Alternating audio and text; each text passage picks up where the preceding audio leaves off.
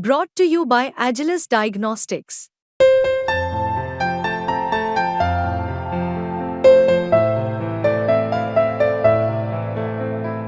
Agilus Diagnostics.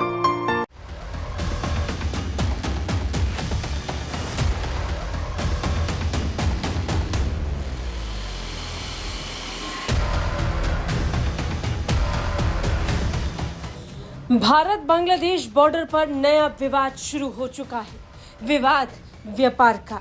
व्यापार और लेन then को लेकर अब बांग्लादेश और भारत में ठन गई है। पहले तो बांग्लादेशियों की घुसपैठ को रोकना भारत के लिए सबसे जरूरी काम था, सो भारत ने किया।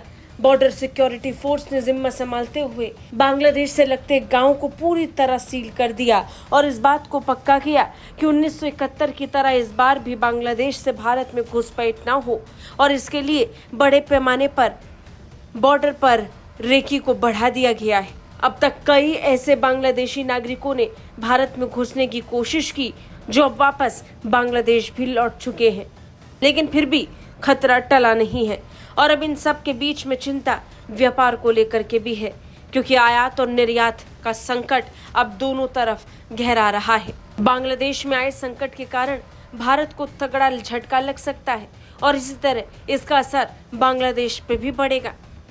भारत और बांग्लादेश के बीच कई चीजों का आयात और निर्यात होता है। विदेश मंत्रालय की वेबसाइट पर मौजूद आंकड़ों के मुताबिक 2023-24 में दोनों देशों के बीच $14 बिलियन करीब 1,18,000 करोड़ का व्यापार हुआ।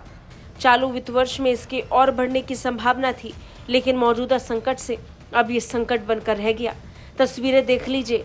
बांग्लादेश से लगते बॉर्डर की ये तस्वीर बता रही है कि अब भारत से जाने वाला सामान बांग्लादेश नहीं जा सकता और इसी तरह बांग्लादेश सीमा के उस पार भी व्यापारी परेशान हैं। पहले तो हिंसा और उस पर भी व्यापार पूरी तरह से ठप। आयात और निर्यात दोनों तरफ से बंद हो चुका है। तनाव के बीच लोगों पर संकट गहरा रहा है। इसकी वजह से कई सामानों की कीमतें अब आसमान छूने वाली हैं।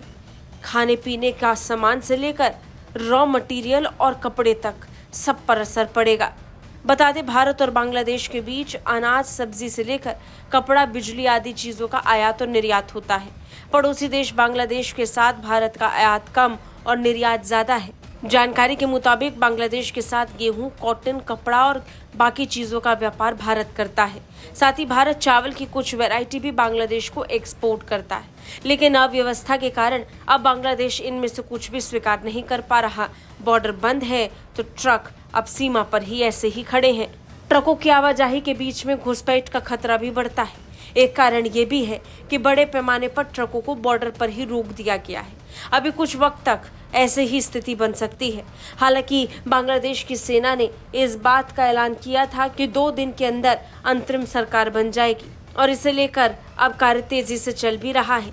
लेकिन इन सब के इतर इस बात को नहीं नकारा जा सकता कि बांग्लादेश में हिंसा बढ़ी है। प्रदर्शनकारी अब हिंसक हो चुके हैं। अल्पसंख्यकों को निशाना बनाकर उन्हें पलायन करने पर मजबूर किया जा रहा है। नतीजन बॉर्डर पर अपार भीड़ देखने को मिल रही है, जिसकी वजह से सीमा पर सब कुछ ठप पड़ा है। ब्यूरो रिपोर्ट, भारत तक।